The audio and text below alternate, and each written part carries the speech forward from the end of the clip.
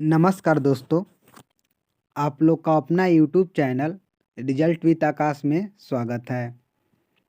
दोस्तों, आज हम लोग और कुछ प्रश्न पर बात करेंगे जो सी टेट के लिए बहुत ही महत्वपूर्ण होंगे। और दोस्तों, आज कुछ नए क्वेश्चन को भी शामिल किया जाएगा। तो दोस्तों, आइए इस श्रृंखला की शुरुआत करते हैं और बहुत कम समय में और समझकर प्रश्न को हल करने का कुछ तरीका को समझते हैं। तो आइए देखते हैं आज का पहला प्रश्न क्या है। आप लोगों में से जो दोस्तों जिन्होंने अभी तक इस वीडियो को लाइक नहीं किया है तो लाइक कर दे और सब्सक्राइब कर दे और शेयर कर दे, नहीं तो शेयर पूरा वीडियो देखने के बाद भी आप कर सकते हैं। तो आइए दोस्तों शुरुआत करते हैं इस वीडियो का। देखिए दोस्तों, आज का पहला प्रश्न क्या है, कह रहा है क्या संचार माध्यमों में प्रयोग होता है। अब क्या प्रयोग होता है? हिंदी का साहित्यिक रूप, हिंदी का शुद्ध व्याकरणीय रूप, हिंदी का व्यवहारिक रूप, हिंदी का शासकीय रूप। तो देखिए संचार में क्या प्रयोग होता है। तो संचार माध्यम का मतलब क्या हुआ कि बात विवाद में, मतलब कि जैसे हम किसी से संचार करते हैं यानी कम्युनिकेशन करते हैं तो हम लोग क्या करते हैं, मतलब कि व्यवहारिक भाषा का प्रयोग करते हैं, यानी हिंदी का व्यवहारिक रूप, यानी ऑप्शन नंबर 3 हमारा सही उत्तर हो जाएगा। ये फिर आगे देखते हैं। देखिए आगे क्या कर रहा है, कह रहा है एक भाषा शिक्षक का अनिवार्य गुण है। अब देख लीजिए, जैसे मान लीजिए आप एक शिक्षक हैं, अगर लैंग्वेज टीचर है तो आपके लिए एक अनिवार्य गुण क्या हो सकता है? नियमितता, समय की पाबंदी, शिक्षा शास्त्रीय समझ, मित्रवत रहना। देखिए नियम नियम से तो रहना सही है, समय की पाबंद भी होना है, मित्रवत भी रहना है। लेकिन अगर सबको देखा जाए तो अगर एक शिक्षा शास्त्री समझ रखने वाला टीचर है, यानी उसके अंदर क्या है, शिक्षा शास्त्र में ये भी आता है कि आप नियम से चलें, समय के भी पाबंद रहे, आप बच्चों से मित्रवत व्यवहार भी करें। यानी कि यदि आप एक लैंग्वेज टीचर हैं तो आपके अंदर शिक्षा शास्त्रीय समझ होना चाहिए। तो हम लोग ऑप्शन नंबर 3 इसका उत्तर हो जाएगा। ये फिर कुछ और देखते हैं। देखिए क्या कर रहा है, समूह चर्चा उन तकनीकों में से एक है जो, फिर हम लोग को भरना है कि सुविधा प्रदान कर सकती है। अब देखिए जो हम लोग का ग्रुप डिस्कशन होता है वो किस चीज़ की सुविधा प्रदान कर सकती है? व्यक्तिगत अधिगम का, विद्यालय अधिगम का, सहयोगी अधिगम का, इनमें से कोई नहीं।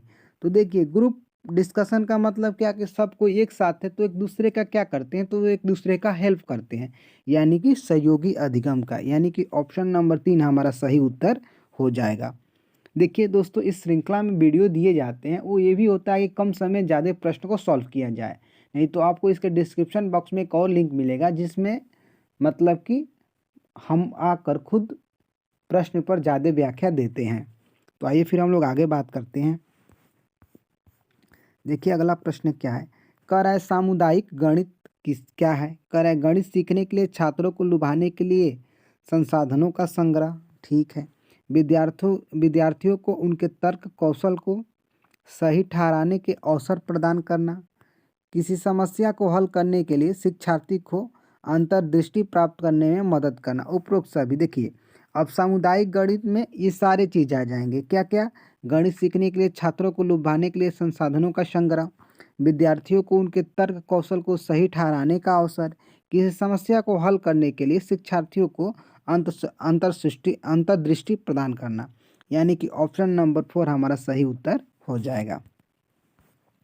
ये फिर कुछ और देखते हैं। क्या कह रहा है, कह रहा है गणितीय अवधारणाओं का प्रभावी अधिगम निम्नलिखित में से किस पर निर्भर करता है? कह रहा है कि देखिए जो गणित का कंसेप्ट है, अगर उसका हम इफेक्टिव लर्निंग कराना चाहते हैं यानी प्रभावी अधिगम कराना चाहते हैं तो किस प्रकार कर रहा है, गणित भाषा के विकास में शिक्षक कितने सफल हैं, विभिन्न क्षेत्रों में सामान्यीकरण, गणित की संख्या, मापन, स्थान और आधार, पूछताछ की प्रतिक्रियाओं की निगरानी। तो देखिए गणित अवधारणाओं का प्रभावी अधिगम कब होगा, जब गणित के जो हम लोग के शिक्षक होंगे, यानी विकास में शिक्षक कितने सफल है, यानी कि टीचर के पास गणित के प्रति कितने शिक्षा शास्त्री समझ है, जो उसका कम्युनिकेशन करने का स्किल है या जो बच्चे से वह संवाद करता है तो वह कैसा है, इन सबों पर डिपेंड करेगा। यानी कि ऑप्शन नंबर ए हमारा सही उत्तर हो जाएगा। आइए फिर कुछ और देखते हैं। देखिए क्या करा है, छोटे बच्चों पर किस प्रकार की प्रेरणा लागू नहीं होती है। अब देखिए कोई एक छोटा बालक है, मान लीजिए आपके घर में कोई एक छोटा बालक होगा 1 वर्ष 2 वर्ष का 3 वर्ष का, तो उसमें कौन सी प्रेरणा लागू नहीं होगी, आंतरिक प्रेरणा, बाह्य प्रेरणा, उपलब्धि की प्रेरणा, उपयुक्त में से कोई नहीं। तो देखिए छोटे बच्चों में कोई आंतरिक प्रेरणा नहीं होती है। आंतरिक प्रेरणा कब होती है, जब किसी के अंदर समझ आ जाती है। जैसे हम लोग के अंदर क्या है, तो हम लोग आंतरिक मोटिवेटेड हैं, किस लिए कि हम लोग को सीटेट करना है, टीचर की जॉब पाना है। तो ये क्या है, तो ये इंटरनल मोटिवेशन है। अगर इसको बोल दिया जाए तो ये क्या है, आंतरिक अभिप्रेरणा है। तो इसलिए छोटे बच्चे में कभी भी आंतरिक प्रेरणा नहीं होती है। यानी कि ऑप्शन नंबर ए हमारा सही उत्तर हो जाएगा। आइए फिर कुछ और बात करते हैं। देखिए क्या कर रहा है, भीड़ हमेशा उस रास्ते पर चलती है जो आसान लगता है, ठीक है, लेकिन इसका मतलब यह नहीं है कि भीड़ हमेशा सही रास्ते पर चलती है। अपना रास्ता खुद चुने, क्योंकि आपको आपसे बेहतर कोई नहीं जानता। बच्चे के लिए यह वाक्य किस काम के लिए ज़रूरी है। देखिए दोस्तों ये एक बहुत अच्छा क्वेश्चन भी है और इसमें बहुत मतलब खुद मोटिवेट रहने के लिए राज भी छुपा है। एक बार और पढ़ेंगे, भीड़ हमेशा उस रास्ते पर चलती है जो आसान लगता है, ये भी बात सही है, लेकिन इसका मतलब यह नहीं है कि भीड़ हमेशा सही रास्ते पर चलती है। अपना रास्ता खुद चुने, क्योंकि आपको आपसे बेहतर कोई नहीं जानता। बच्चों के लिए यह वाक्य किस काम के लिए जरूरी है, शारीरिक विकास के लिए है, लक्ष्य उन्मुख व्यवहार के लिए है, विकलांगता के लिए है, इनमें से कोई नहीं। तो देखिए इसमें क्या दिखाना चाह रहा है, तो इसमें किसी गोल की बात कर रहा है, यानी लक्ष्य की बात कर रहा है, यानी कि यह वाक्य लक्ष्य उन्मुख व्यवहार का है। यानी कि ऑप्शन नंबर 2 इसका सही उत्तर हो जाएगा। आइए फिर कुछ और बात करते हैं। कह रहा है क्या, एक शिक्षक बच्चों में समस्या समाधान तकनीक के विकास के लिए बच्चों को समस्या समाधान की प्रक्रिया बताता है। निम्नलिखित में से कौन सा समस्या समाधान के प्रमुख अवस्थाओं में से नहीं आता है। अब देखिए इनमें से कौन नहीं आता है, बच्चों को बताए कि किसी भी समस्या को पहचान कैसे करें, सही बात है। समस्या को जानने के बाद उसे हल करने के लिए एक तकनीकी योजना आवश्यक है। भाई किसी भी अगर आपको कोई समस्या दी जाती है तो आप उसे कैसे सॉल्व करेंगे। मान लीजिए आपको सीटेट निकालना एक समस्या दिया गया कि यही मान लीजिए एक समस्या है कि आपको कैसे, तो आप देखेंगे ना कि इसका सिलेबस क्या है, इसका कंटेंट क्या है, इसका प्रीवियस ईयर का पेपर का है क्या है, उसमें कैसे क्वेश्चन बन रहे हैं, किस सब्जेक्ट से कैसे क्वेश्चन बने, उसका स्तर क्या है, मतलब कि नॉर्मल है, मॉडरेट है कि हाई है, या फिर क्वेश्चन पूछने का लैंग्वेज कैसा है। तो ये सब क्या होता है, इसका मतलब तकनीक की योजना आवश्यक है। तीसरा कार्य है, विस्तार से समाधान खोजने को आसान बनाने के लिए समस्या समाधान का तार्किक रूप से विश्लेषण। अब भाई विश्लेषण भी करेंगे, कितने जटिल जटिल चीज़ें हैं, इसको हम कैसे सॉर्ट करें। अब एनसीईआरटी की पूरी बुक ना पढ़े, किसी से कहीं से शॉर्ट नोट्स मिल जाए तो उसे हम रिवीजन करके पेपर दे दें। समस्या समाधान के बाद आपको पूर्व निर्धारित समाधान मिलेगा। देखिए यह सेंटेंस बिल्कुल गलत है, क्यों, क्योंकि मान लीजिए यदि बालक समस्या का समाधान कर देता है तो फिर आप उसको अलग से क्यों एक मतलब कि आप अपना ज्ञान थोपेंगे कि आप इसी विधि से करो। तो यह हम लोग का ऑप्शन गलत हो जाएगा। ये फिर हम लोग आगे देखते हैं। कह रहा है क्या, छात्रों में लैगी कवर व्यवसाय आधारित रूढ़िवादिता को चुनौती देने के लिए कौन सा उदाहरण सर्वाधिक उत्तम है। अब देखिए लैगिक रूढ़िवादिता की बात कर रहा है, तो देखिए चुनौती देने के लिए ना कभी भी देखिएगा ऐसा कोई कार्य लड़के से कराइए जो कार्य लड़कियों का हो, या लड़कियों से कोई ऐसा कार्य कराइए जो लड़कों का हो, ठीक, या तो आप दोनों को अलग अलग नहीं कर सकते हैं। देखिए केक बनाने वाला पुरुष सेफ, ठीक है भाई, मान केक बनाने वाला अधिकतर पुरुष सेफ होते हैं, तो इसका मतलब यह कार्य समाज के अनुसार केवल पुरुष अंतरिक्ष वैज्ञानिक, पुरुष भारतनाट्यम नर्तक, पुरुष पार्श्वनाट्यक। अब देखिए भारतनाट्यम आप अधिकतम स्त्रियों को देख मतलब करते हुए देखे होंगे। इसका मतलब क्या है कि अगर आप छात्रों में लैंगिक और व्यवसाय आधारित रूढ़िवादिता को चुनौती देना चाहते हैं तो आप क्या कहेंगे कि पुरुष भारतनाट्यम नर्तक, यानी कि ऑप्शन नंबर 3 इसका सही उत्तर हो जाएगा। आइए फिर हम लोग आगे देखते हैं। दोस्तों आप लोगों में से जिन्होंने अभी तक इस वीडियो को लाइक नहीं किया है, तो दोस्तों आप लोग सपोर्ट के रूप में लाइक कर दीजिए, और इस चैनल से अभी जो लोग जुड़े नहीं हैं वो लोग जुड़ जाएं। देखिए दोस्तों, आप लोगों को लाइक से पता चलता है कि हमारे द्वारा जो भी कंटेंट दिए जा रहे हैं वो आप लोगों को कितना अच्छा लग रहा है, और कमेंट बॉक्स में इसका फीडबैक भी आप लोग बताएं। ये फिर हम लोग शुरुआत करते हैं। कह रहा है, सुरेश एक विद्यालय में कक्षा 5 का शिक्षक है जो अपने बच्चों के लिए अधिगम के लिए अनुकूल माहौल बनाना चाहता है। इसके लिए निम्नलिखित में से कौन सा कथन उपयुक्त है। अब देखिए, जैसे कि वो अपने बच्चों के लिए अधिगम का मतलब कि माहौल बनाना चाहता है, तो इनमें से कौन सा कथन उपयुक्त होता है। छात्रों की व्याख्या विधि पढ़ाना, कक्षा का समय बढ़ाना, सभी बच्चे अपना अपना काम करते हैं और आत्म मूल्यांकन के साथ समस्या समाधान की जांच भी करते हैं, छात्रों के भावों को समझे कि वे क्या और कैसे सीखना चाहते हैं। देखिए, कभी भी यह वर्ड आ जाए ना, क्या और कैसे सीखना चाहते हैं, तो ऑप्शन बिल्कुल सही होता है, और उसी के अनुसार शिक्षण पाठ को डिजाइन करें। तो हम लोग का ऑप्शन नंबर 4 सही हो जाएगा। क्यों? क्योंकि यह चाइल्ड सेंटर्ड हो गया, यानी कि यह बाल केंद्रित की बात करने लगा। तो बाल केंद्रित के अंतर्गत अगर कोई भी ऑप्शन आता है तो हमारा उत्तर बिल्कुल सही होता है। फिर कुछ और देखते हैं। देखिए क्या कर रहा है। राशि ने रानी से कहा कि अगर तुम मेरी मदद करोगी तो शायद मैं भी कभी तुम्हारी मदद करूं। उपयुक्त कथन किससे संबंधित है। पूर्व पारंपरिक स्तर, पारंपरिक स्तर, पूर्व संक्रियात्मक स्तर, उत्तर पारंपरिक स्तर। देखिए, प्री कन्वेंशनल और उसके बाद कन्वेंशनल, उसके बाद पोस्ट कन्वेंशनल, यह किसने वर्गीकरण किया है। तो यह वर्गीकरण कोहलबर्ग ने किया है। तो देखिए इसमें क्या है। अब देखिए इसमें जैसे देखेंगे ना, तो अच्छा लड़का लड़की वाला सेकंड में आता है, मतलब कि कन्वेंशनल में आता है। तो उसके पहले वाला में यह होता है, क्योंकि देखिए इन्होंने 3 स्टेप दिए हैं और तीनों का 2-2 इसके उपचरण हैं। तो पहले में वाले में आता है कि यदि आप मेरा हेल्प करेंगे तो मैं भी शायद कभी आपका हेल्प करूँगा, यानी कि पूर्व पारंपरिक स्तर, यानी प्री कन्वेंशनल, यानी कि ऑप्शन नंबर ए इसका सही उत्तर हो जाएगा। ये फिर हम लोग आगे देखते हैं। देखिए अगला प्रश्न क्या है। कह रहा है, मुकेश निर्विवाद रूप से अपने माता पिता की बात मानता है क्योंकि वह सजा से बचना चाहता है। पियाजे के अनुसार वह नैतिक विकास के किस चरण के अंतर्गत है। विषम नैतिकता, व्यक्तिगत उद्देश्य और विनियम, सामाजिक व्यवस्था नैतिकता, सामाजिक अनुबंधन। तो देखिए पियाजे ने नैतिकता का 2 रूप और दिया, मतलब कि जैसे 2 नैतिकता के बारे में 2 सुझाव और दिया। जैसे कि उन्होंने 2 भागों में बांटा।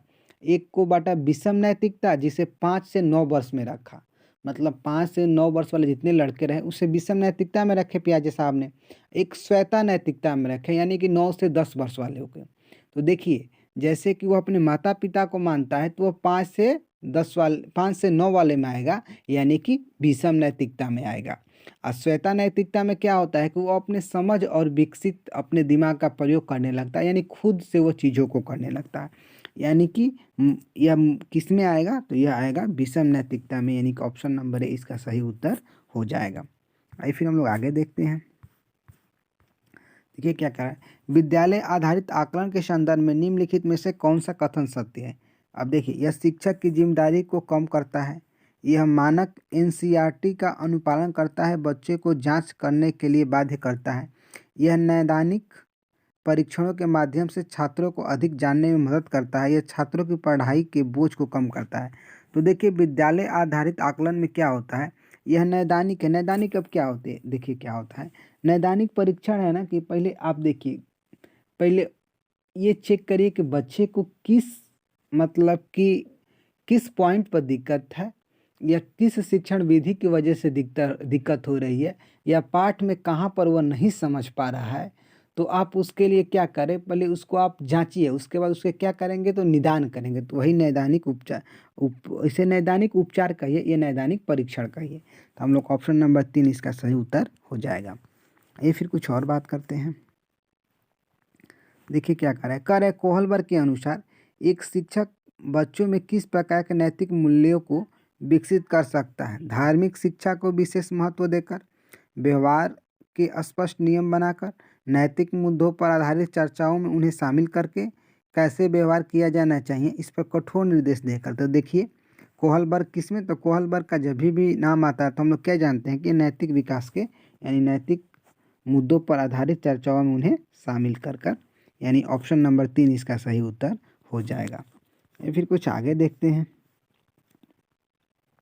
क्या कह रहा है। एक बच्चा अतीत में उसी स्थिति में किसी प्रतिक्रियाओं के आधार पर एक नई स्थिति पर प्रतिक्रिया करता है, यह किस नियम से संबंधित है। देखिए जैसे पहले का कभी वो कार्य किया है उसी पर फिर बाद में कार्य करता है, तो वह क्या होता है, वह आत्मीकरण का नियम होता है, न कि प्रभाव का, नहीं स्वभाव का, नहीं तत्परता का, यानी कि वह आत्मीकरण का नियम है, यानी ऑप्शन नंबर ए इसका सही उत्तर हो जाएगा।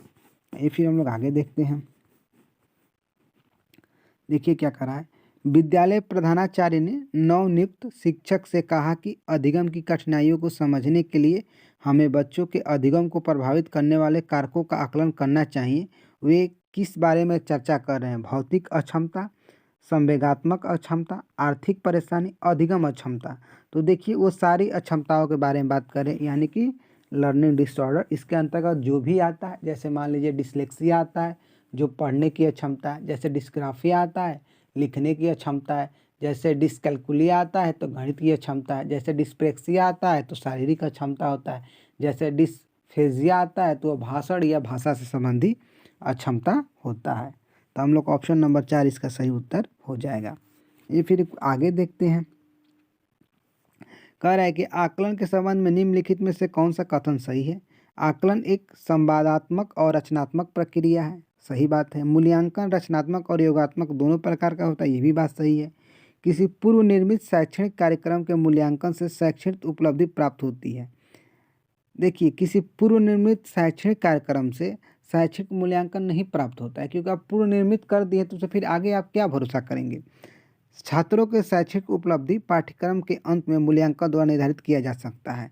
देखिए हम कभी भी कहते हैं कि मूल्यांकन का यह मतलब नहीं है कि आप उसे ग्रेडिंग करें, बल्कि आप समझे कि उसका क्षेत्र कौन सा कमजोर रह गया है या किस क्षेत्र में कितना विकास किया, यानी कि 1 2 4। देखिए तो कोई ऐसा ऑप्शन है 1 2 4, हाँ देखिए हम लोग ऑप्शन नंबर 3 है 1 2 4, यानी कि ऑप्शन नंबर 3 इसका सही उत्तर हो जाएगा। आइए फिर कुछ और बात करते हैं। देखिए क्या कर रहा है। स्कूल में विभिन्न कक्षाओं के बच्चे मौजूद हैं। इन बच्चों में व्यक्तिगत विभिन्नता को समझाना क्यों महत्वपूर्ण है। छात्रों के बीच अंतर को कम करने के लिए, छात्रों की क्षमताओं और प्रदर्शन को बढ़ाने के लिए, यह पता लगाने के लिए कि छात्र सीखने में सक्षम या असमर्थ क्यों हैं, कुछ बच्चे को विशेष महसूस कराने में। देखिए बच्चे को तो आप विशेष महसूस नहीं करा सकते हैं, क्योंकि अलगाव क्या करता है, हम लोग का जो एनसीएफ है वो भी इसका विरोध करता है। यह पता लगाने के लिए छात्र सीखने में सक्षम या असमर्थ है। देखिए यह कभी भी पता लगाना उचित नहीं है कि व्यक्तिगत विभिन्नता से कि छात्र पढ़ने में सक्षम है या असक्षम है, यह बिल्कुल गलत है। बल्कि किसके लिए, तो छात्रों की क्षमताओं और प्रदर्शन को बढ़ाने के लिए। जैसे देखिए यह कहना क्या चाह रहा है, यह कहना चाह रहा है कि मान लीजिए जैसे व्यक्तिगत विभिन्नता को यदि आप समझते हैं तो एक बालक दूसरे बालक की सांस्कृतिक और सामाजिक परिवेश में उससे बहुत चीज़ सीखेगा, यानी वह इसके विकास में एक संसाधन का रूप में कार्य करेगा, यानी कि ऑप्शन नंबर 2 इसका सही उत्तर हो जाएगा। आइए फिर कुछ और बात करते हैं। सामाजिक वंशानुक्रम विरासत के संदर्भ में निम्नलिखित में से कौन सा कथन सत्य है। आनुवंशिकता के साथ साथ पर्यावरण भी शिक्षार्थियों के विकास में समान रूप से योगदान देता है, सही बात है। बुद्धि आनुवंशिकता प्राकृतिक और पर्यावरण का परिणाम है, अर्थात पर्यावरण की जटिल अंतःक्रिया है, ये भी बात सही है। देखिए ऐसा नहीं है, मतलब कि योगदान दोनों में एक दूसरे का होता है। जैसे बुद्धि में मान लीजिए कि पर्यावरण का भी योगदान है कुछ, क्योंकि यदि देखिए अगर आप मान लीजिए आपका बच्चा है, अगर यदि शुरू से ही उस आप मान लीजिए कि गलत काम करते हैं या चोर है, उसको यही सब सिखा रहे हैं तो वही सीखेगा, क्योंकि उसके अंदर यही सब का मतलब माइंड में एक संक्रिया कर लीजिए स्कीमा बन जाएगा। तो क्या हो जाएगा, उपरोक्त दोनों सही है, यानी कि ऑप्शन नंबर 3 इसका सही उत्तर हो जाएगा। ये फिर कुछ और बात करते हैं। देखिए क्या करें, निम्नलिखित में से कौन सा थंडाई के मुख्य नियमों में तत्परता के नियम से प्रभावित है। उन्होंने 3 नियम दिया है जिसमें से एक नियम है तत्परता के नियम। बच्चों की पढ़ने की क्षमता, अधिगम की जागरूक के साथ संज्ञानात्मक विकास, अधिगम की प्रक्रिया को पूरा करके संतुष्टि, अनुकूलन के सिद्धांत। देखिए तत्परता का नियम क्या होता है, जब किसी कार्य को आप पूरा कर लेते हैं तो यह क्या है, यानी आप तत्पर है। अगर उस कार्य को कर लेते हैं तो जो संतुष्टि मिलती है, तो यानी हम लोग का जो यह लाइन है यह तत्परता के नियम को दर्शाता है, यानी कि ऑप्शन नंबर 3 इसका सही उत्तर हो जाएगा। आइए फिर कुछ और बात करते हैं। देखिए क्या कह रहा है कि अल्बर्ट बंडूरा के अनुसार निरीक्षणात्मक अधिगम हेतु 4 परिस्थितियां आवश्यक हैं। इन परिस्थितियों का सही क्रम है। देखिए क्या कह रहा है, अभिप्रेरणा, अवधान, धारणा, पुनरुत्पादन उत्पादन। फिर अवधान दिया है, अभिप्रेरणा दिया है, धारणा दिया है और फिर उत्पादन दिया है। फिर अवधान, धारणा, पुनरुत्पादन, अभिप्रेरणा। अवधान, धारणा, अभिप्रेरणा, पुनरुत्पादन। देखिए तो इसका कौन सा क्रम सही है, इसका तीसरा क्रम सही है। देखिए अवधान क्या होता है, यह क्रम में निरीक्षण करने के लिए मॉडल पर ध्यान देने की प्रक्रिया से संदर्भित है। अवधान जैसे आपको कोई क्रम से निरीक्षण करना है तो उस पर अवधान होता है। फिर धारण क्या है, यह बाद में उपयोग की गई सीखी गई गतिविधियों को वापस बुलाने की प्रक्रिया से संदर्भित है। मतलब कि देखिए जैसे आप कुछ सीख गए हैं और उसे पुनः प्रयोग करना है तो आप धारण करेंगे। उसके बाद पुनरुत्पादन क्या है, तो यह क्रिया को करने का पुनः प्रस्तुत करने की प्रक्रिया। जैसे कोई कार्य कर लिए उसे फिर आप दिखाना चाहते हैं तब पुनः। अभिप्रेरणा तो आप लोग समझते हैं कि अवलोकनात्मक अधिगम को दोहराने के लिए शिक्षार्थियों को प्रेरित करता है। तो यही इसका क्रम है किनके अनुसार, तो यह क्रम है हम लोग का अल्बर्ट बंडूरा के अनुसार। इन्होंने क्या दिया है, तो इन्होंने सामाजिक अधिगम का सिद्धांत दिया है। तो हम लोग का ऑप्शन नंबर 3 इसका सही उत्तर हो जाएगा। आइए फिर आगे देखते हैं। रचनात्मक मूल्यांकन के बारे में निम्नलिखित में से कौन सा सत्य है। यह शिक्षकों को निर्देश और शिक्षण को संशोधित करने के लिए जानकारी प्रदान करता है, सही है। यह शिक्षण प्रदान नहीं करता, यह पुष्टि प्रदान नहीं करता, इसका ध्यान छात्रों की उपलब्धि के मापन पर है, गलत बात है। सबसे ऑप्शन ए ही सही है। क्यों, क्योंकि यह शिक्षकों को निर्देश और शिक्षण को संशोधित करने के लिए जानकारी प्रदान करता है। देखिए निर्देश क्यों कि यह, जैसे मान लीजिए आपने रचनात्मक मूल्यांकन किया तो आपको पता चल जाएगा कि बच्चा कहाँ पर कैसे आज के डेट में वर्क कर रहा है। तो आपको निर्देश हो गया कि आपको ये इम्प्लीमेंट करना है और आपने जो पहले इम्प्लीमेंट किया है उसको आप एक बार चेक करिए कि वो सही है या गलत है। ये फिर आगे बात करते हैं। देखिए अगला प्रश्न क्या दिया है, अगला कह रहा है क्या, मीना और सीना की वर्तमान आयु का अनुपात 4:3 है। 6 वर्ष बाद मीना की आयु 26 वर्ष हो जाएगी, सीना की वर्तमान आयु कितनी है। देखिए दोस्तों ये भी क्वेश्चन कई बार पूछा है। देखिए वर्तमान में अनुपात कितना है, तो वर्तमान में अनुपात है 4:3 और 6 वर्ष बाद 26 वर्ष की होगी, यानी कि आप 6 वर्ष, अभी 6 वर्ष बाद होगी ना, तो यानी कि अभी उसका आयु कितना है, तो 20 है और वर्तमान का अनुपात दिया है तो यानी कि 4:20 हो गया। तो 1 बराबर कितना हो जाएगा, तो 1 बराबर आप लोग कहेंगे कि 1 बराबर हो गया हम लोग का 5। तो वैसे ही 3 पूछा है, यानी कि सीना का वर्तमान में तो पंक्तियाँ ही 15, यानी कि हम लोग का उत्तर हो जाएगा 15 वर्ष। तो देखते हैं कोई ऑप्शन है, तो हम लोग ऑप्शन नंबर 3 इसका सही उत्तर हो जाएगा क्या, 15 वर्ष। आइए फिर कुछ और देखते हैं।